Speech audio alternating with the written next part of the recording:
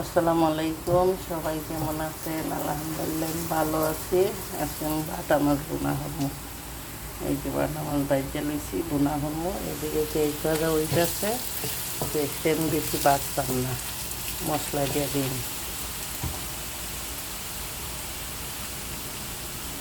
মাছের মধ্যে মশলা কম দিই, আদা রসুন এই যে দিলাম রসুন।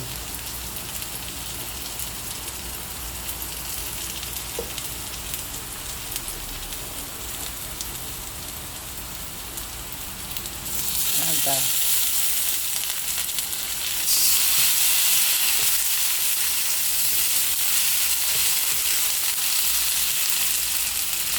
একটু পানি দিয়ে দিই।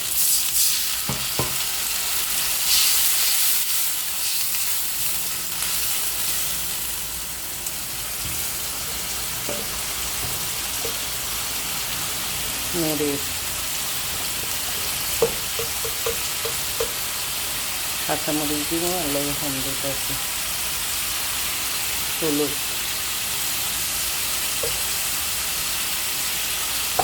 আর লবণ দিয়ে দিচ্ছিলাম পেঁয়াজ বাজার সময়, যদি লাগে পরে আবার দিব। মশলাটা ভালো করে কষাইয়ালি, মশলাটা যত ভালোভাবে কষাইবেন তত তরকারি মজা হইব। কিন্তু মশলার মধ্যে কাঁচা কাঁচা কোনো গন্ধ না করে। একটু পানি দিব, পানিটা কষাই।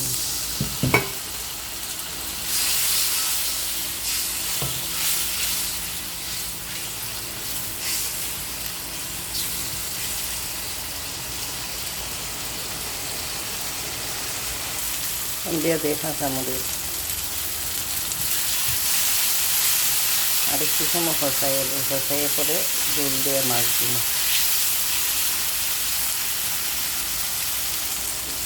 এই তো মশলা কষানি শেষ, এখন আমি ঝুল দিয়ে দিব।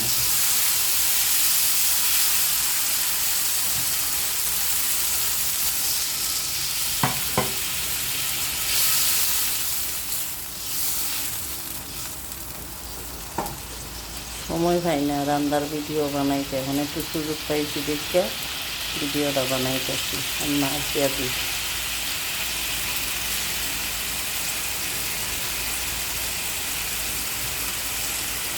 এই তো বলো ঘুরতে গেছি কি, এখন একটু বাজা জিরার গুঁড়া দিব, কারণ যেহেতু আদা রসুন কম দিছি, যে কোনো তরকারিতে আপনি বাজা জিরার গুঁড়া যদি একটু দেন তরকারির গ্যাসটা অন্যরকম হয়, খাইতে ভালো লাগে। এখন ডাকনাই দিয়ে ডাকতে দিব, নামানোর আগে দুনিয়া খাতাই দিয়ে পরে নামাই নিয়ে দেখেন কত সুন্দর একটা কালার হয়েছে। এই তো তরকারি প্রায় উড়ে গেছে, আর কিছুক্ষণ পর আর একটু ঝোল টাইমে ছাড়লে ধনিয়া খাতাই দিয়ে নামাই নিব। বেশি ঝোল রাখতাম না, এই মাছ ঝোল রাখতে ভালো লাগে না। চুলার আঁচটা একটু মিডিয়াম হয়ে দিব, যে কোনো তরকারি চুলার আঁচ মিডিয়াম হয়ে দিবেন, মাছের গানটা বাইরে আর তরকারিটা খাইতে কিন্তু ভীষণ স্বাদ লাগে। কারণ আমি চুলার আঁচ কমাইয়ে দিন। তরকারি হয়ে গেছি গিয়ে, এখন ধনিয়া পাতা দিব, ধনিয়া পাতাই দিয়ে নামাই নেব।